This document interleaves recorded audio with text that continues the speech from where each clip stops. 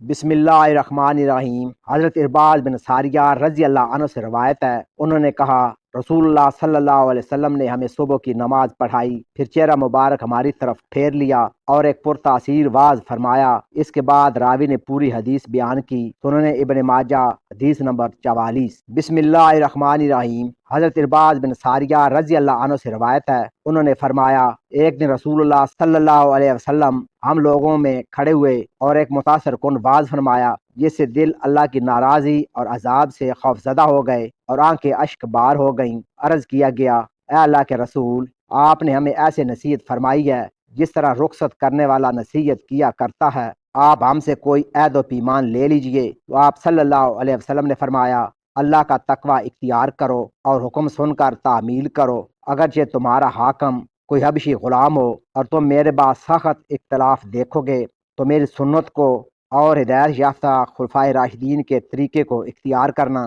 اسے ڈاڑوں سے پکڑ کر رکھنا، اس پر مضبوطی سے قائم رہنا اور نئے نئے کاموں سے پرہیز کرنا، کیونکہ ہر بدعت گمراہی ہے۔ سنن ابن ماجہ حدیث نمبر 42۔